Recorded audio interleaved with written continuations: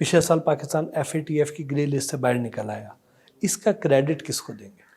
دیکھیں اب وہ تو ہمارے ہاں ایک رواج ہے کہ سارا کام کرنے کے بعد خود پولیٹیشنز بھی کہہ دیتے ہیں جی میں تو نہیں IMF کو لایا، یہ تو آرمی چیف ہی لے کر آئے ہیں۔ FATF کے بارے میں بھی آخری کریڈٹ تو ان کو ہی دیا گیا کہ جی انہوں نے وہاں پہ ایک خاص آفس بنایا، کوآرڈینیٹ کروایا۔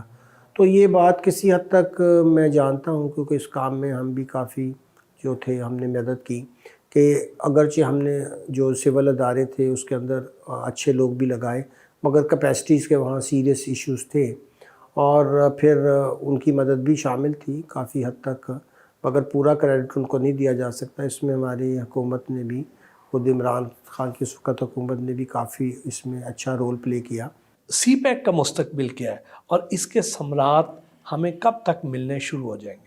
سی پیک کا جو اصل ہمیں فائدہ ہو سکتا تھا کہ ہم انڈسٹریز لگا کے یہاں سے ایکسپورٹیبل سرپلس بناتے، وہ تو ہم نے آلموسٹ کل کر دیا، اور میرا نہیں خیال کہ آنے والے دنوں میں بھی ہماری بیوروکریسی کے پاس اس طرح کی صلاحیت ہے۔ اور چائنیز اب انتظار نہیں کریں گے کیونکہ انہوں نے ہر حالت میں بورڈ جو ان کا بیلٹ اینڈ روڈ انیشیٹو ہے BRI اس کو کامیاب کرنا ہے، کیونکہ وہ ان کے لیے ایک سروائیول کا ایشو ہے ورسز ویسٹ۔ یہ بھی سننے میں آتا ہے کہ سعودی عرب، UAE، کویت، قطر یہ پاکستان میں بہت بڑی انویسٹمنٹ کرنے جا رہے ہیں، کیا اس میں کوئی صداقت ہے اور کیا اس سے کوئی پاکستان کے حالات میں بہتری آئے گی؟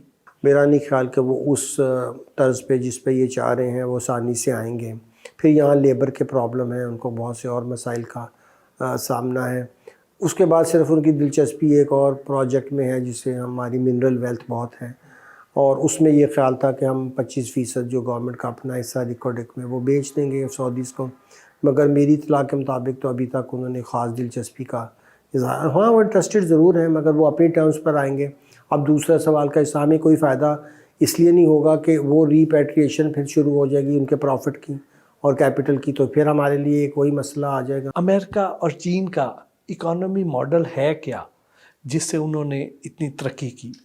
دو چیزیں آپ غور کر لیں، ایک ان کی انویسٹمنٹ اور دوسری ان کی گورننس اینڈ ایک کانٹینیوٹی۔ ایک پورا کیپٹل اس ماڈل پہ چلتا ہے، کوئی اس میں وہ ادھر ادھر نہیں ہونے دیتے، اور چائنا اپنے اسٹیٹ کیپٹلزم کی بنیاد کے اوپر جتنی انویسٹمنٹ چاہتا ہے۔ دونوں میں ایک سٹیبلٹی بھی ہے اور دونوں میں ایک رخ کا تعین بھی ہے۔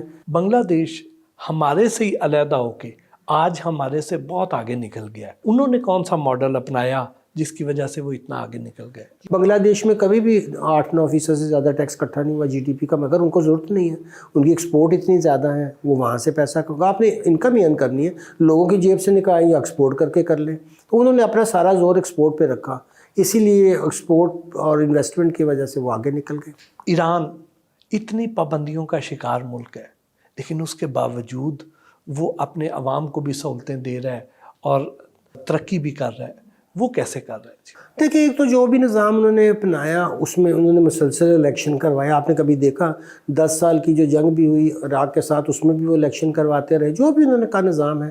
دوسرا ان کے پاس جو قدرتی وسائل تھے، تیل کی دولت ان کے پاس اتنی ہے، اور وہ ہم نہ بھی لیں، کوئی اور ملک نہ بھی خریدے، رشیا ان کا بہت، کیونکہ رشیا وہی لے کر آگے ایکسپورٹ کر دیتا ہے۔ جنگ زدہ افغانستان، اس کی کرنسی بھی ہمارے سے بہتر ہے، اپنے معدنی ذخائر کو بھی وہ بہتر استعمال کر رہا ہے، چائنا کے ساتھ دوسرے ملکوں کے ساتھ معاہدے بھی کر رہا ہے کہ اپنے معدنی وسائل کو وہ بہتر یوٹیلائز کر لے۔ جی وہاں کا کلچر بھی دیکھیں، بزنس میں تو پٹھان بہت اچھے تھے شروع سے، اور جب بہت بھی مشکل تھی وہاں جنگیں تھیں، وہاں کابل کی مارکیٹ کبھی بند نہیں ہوئی تھی، جو مال آتا تھا وہ بیچتے تھے، اور جہاں تک ٹرک لے کر آتے ہیں آپ دیکھیے اتنی ہارڈ لائف، اتنی سخت لائف تو کوئی بھی نہیں گزارتا جتنی وہ گزارتے ہیں، ان کو ایک عادت ہے اس میں سروائیو کرنے کی۔ بالکل اس بات پہ فوکس ہے کہ ہم نے اپنی جو اکانومی ہے اس کو IMF کے حوالے نہیں کرنا۔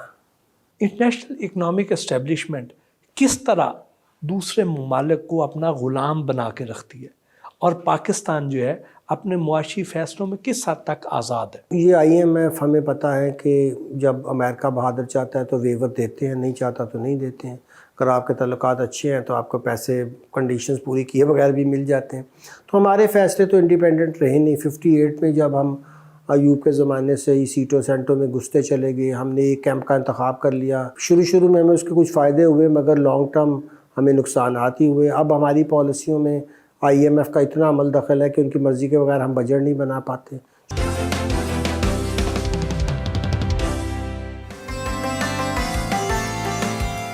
ڈاکٹر اکرام الحق سے گفتگو کا سلسلہ جاری رہا.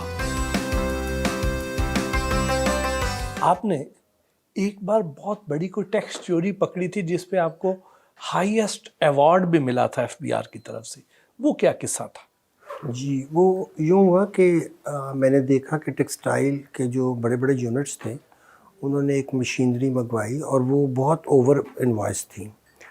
اب میں نے چیک کیا کہ مارکیٹ میں اس وقت انٹرنیشنل پرائس اس ہٹاچی مشینری کی کیا تھی، تو حیرت ہوئی کہ 200% اور اس سے بھی زیادہ. اب اس میں بڑا آسان تھا کہ آپ ایک مشینری بگوا لیں جس کی قیمت 100 ہے 300 میں، اور اپنا 200 باہر رکھ لیں. اور اسی طرح یہ بینکوں کو لوٹتے تھے کہ بینکوں کی سے جو ایکویٹی اپنی پہلی باہر نکال لی اور پھر باہر پیسہ بھی ظاہر ہے ڈالر کی شکل میں چلا گیا. تو میں نے پھر ڈبل ٹیکسیشن ایگریمنٹ کے تحت FBR کے روٹ سے یہ انفارمیشن جاپنیز سے منگوائی. انہوں نے بتایا کہ جی یہ تو ہم نے باقی کا پیسہ ان کا جو ہے سوئس اکاؤنٹس میں کوڈڈ میں رکھا ہے اور انفارمیشن ہمارے پاس ہے. پھر ہم نے ان کے جو بھی ایسوسیشن تھی ان کو بلایا اور دکھایا، تو اس میں پھر میں نے ان سے نہ صرف پورا ٹیکس وصول کیا بلکہ 100% جو ہمارا ٹیکس ایویژن کا منیمم پینلٹی ہوتی ہے وہ بھی لی. اور پھر میں نے کہا جی چونکہ یہ ایک آپ کا کرائم ہے اس کو بھی کنڈونیشن کرنے کے لیے 100% آپ اور دیں ورنہ آپ کے خلاف کرمنل پروسیڈنگ ہوگی. تو وہ پھر اس طرح آپ سمجھیے کہ 300% کے قریب ٹیکس آیا ان کیسز میں. اور وہ واحد کیس تھا جس سے ہمیں اس سال پورے میں نے FBR کا بجٹ پورا کیا. آپ کی اور آپ کے ساتھیوں کی ایک تحقیق ہے کہ پاکستان کی معیشت پر 31 بااثر خاندانوں کی اجارہ داری ہے. تو یہ اجارہ داری قائم کیسے ہوئی اور ختم کیسے کی جا سکتی ہے؟ دیکھیں ایوب خان کے زمانے سے یہ پروسیس شروع ہوا تھا کہ کچھ ہاؤسز کو انڈسٹریاں جو ہیں وہ خود سٹیٹ لگا کر دے دیں، اور یہ پھر کئی لوگوں نے بینک بنا لیے اپنے ساتھ انڈسٹریلائزیشن. پھر آپ دیکھتے ہیں کہ آہستہ آہستہ میڈیا کنٹرول. تو مونوپولیز بنانے میں ہمارے ہاں خود ریاستی اداروں نے بہت پارٹ پلے کیا ہے. یہ 31 خاندان کون کون سے؟ دیکھیں یہ اب تو پہلے ہم ہسٹوریکلی کہتے تھے کہ جی جو بزنس، اب میں چاہتا نہیں کہ نام لوں، مگر اب تو ہمارے کئی آپ دیکھ لیں پولیٹیشنز کی کم از کم 2 بڑی پارٹیوں کے لوگ تو خود بہت بڑے گروپس کے اب اونر ہیں.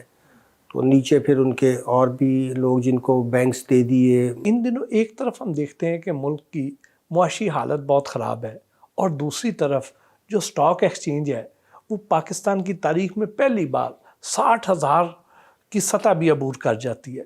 یہ کس بات کا انڈیکیشن ہے؟ یہ جو آپ کو سٹاک ایکسچینج میں اتنے پیسے لگتے ہوئے نظر آتے ہیں یہ زیادہ تر میوچل فنڈز کے ہوتے ہیں.